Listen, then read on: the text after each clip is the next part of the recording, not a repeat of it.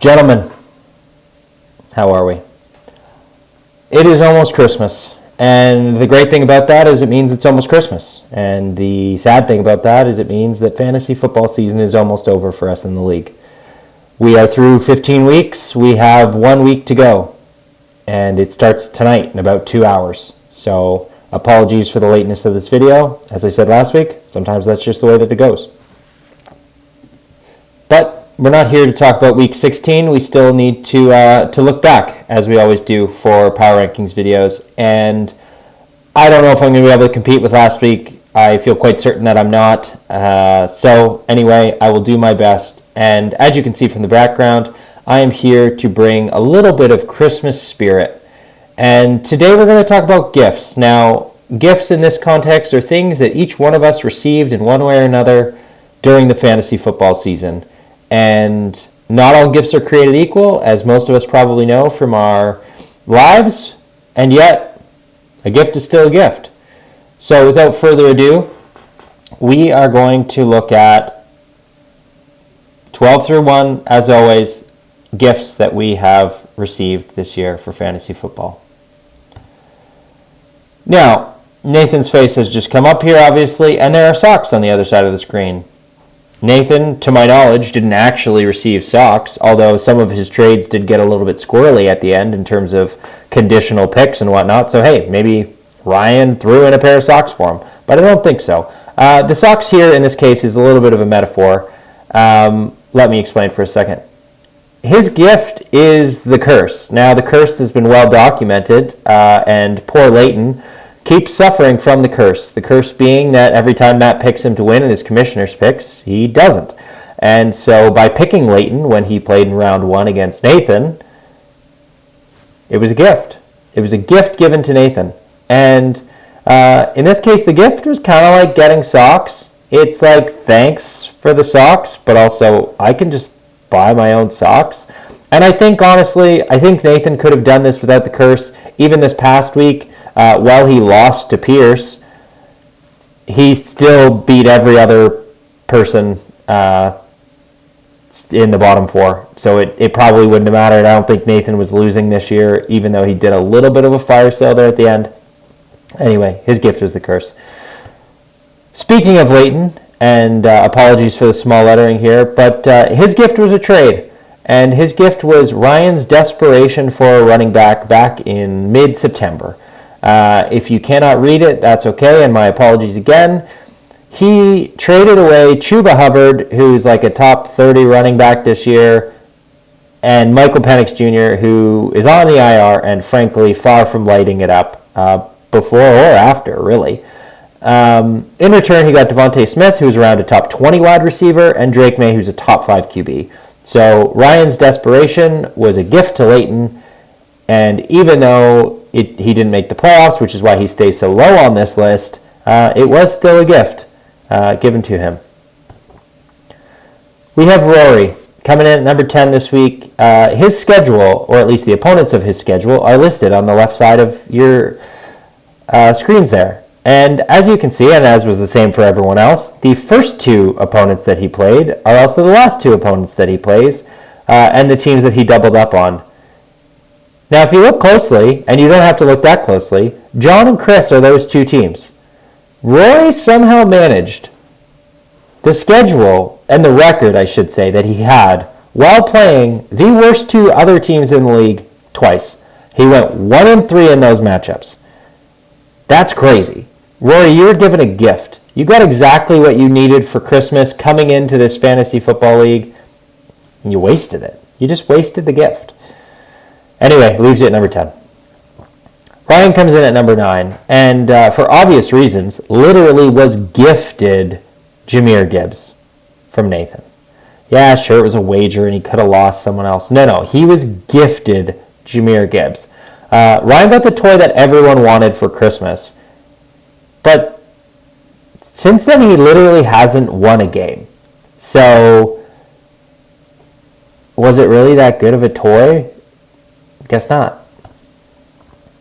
Dave, you were number 1 in the rankings last week, and I still stand by that. I am so thrilled how much you have cared. I hope that continues. long into the future. But if you're wondering what that picture is all about, you were given the gift of coworkers who know about fantasy football. You were outed / you outed yourself around draft time, and then you were really outed by Julia last week in regards to the actual money, to use her words, that you are giving these people. So sushi lunches is obviously the reference here. But in terms of Christmas comparisons, Dave, you got a remote control toy for Christmas. That remote control toy, fantasy football. And it's yours. And you get to have it. But by the sounds of it, you then had to take it to an adult to get the batteries put in so that you were actually able to play with your toy and enjoy it. So that's what kind of lands you where you are here on this list today. Colin, another easy one as far as what was his gift. His gift was Ashton Jeanty from Pierce in that wager matchup. Bit of a bobblehead, though, Jeanty has been. New, cool, shiny, all that good stuff. But bobbleheads don't really do anything, and neither has Jeanty in your case. Now, hey, you're still playing for third place. Obviously, I hope you lose for personal reasons. But I don't think Jeanty's been a big part of that. And it's what lands you here. Moving on to Chris. Now, Chris had Christmas. That's a tongue twister. Chris had Christmas come early this year. September 4th, to be exact. The infamous first trade ever in the league. I think Leighton might have had a point maybe back then. Now, it took a while for it to come to fruition. But DK Metcalf saved your bacon this last week against John. And I think that you have a new best friend and a Thunder buddy for life in DK Metcalf after surviving the storm that was round 2 of the losers bracket. Moving on to Ross. Now, maybe so far you've been like, yeah, I kind of get what that reference is, or I know who that person is at the very least. Maybe most of you don't know who this is. So let me explain with a passion that I should not have, considering the fact that this is a Seattle Seahawks kicker. Yep, this is Jason Myers. This is 24 freaking points, Jason Myers, in the semifinals to beat me by 11. Now, did Ross draft Jason Myers? Was this a sneaky good pickup in a late round? No. Ross was gifted him from the waiver wire. He picked him up for $0. He got him because Leighton dropped him on his bye week, as most people should do and do with kickers. He's now gone on to be the number 1 kicker in the league and score more fantasy points than like most tight ends and running backs and even some wide receivers. It's ridiculous. Anyway, enough of that personal tangent. Congratulations on the gift that is Jason Myers. However, he's still a kicker, so he's kind of like getting like a decent gift at a White Elephant Christmas exchange, and maybe someone would want it, but not bad enough to actually take it from you, and so you just kind of roll with it, and you ended up with like a solid gift, and it puts you towards the top of the list this week. However, speaking of the Seattle Seahawks, we have me with Jackson Smith-Njigba. Now, he was not on anyone's first round wish list this year, including mine. However, I might have ended up with the best toy ever this Christmas, in this case in August.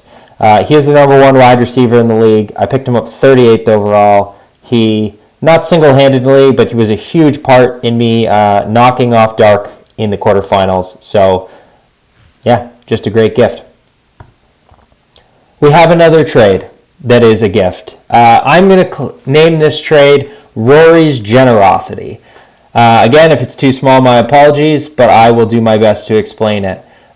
This late September trade that took place between Matty Buckets and Rory was Jalen Hurts, Saquon Barkley, and Travis Hunter going to Matt for Brisker, Jared Goff, and Justice Hill. Now, if there's a couple names in there that some of you don't know, that's fair.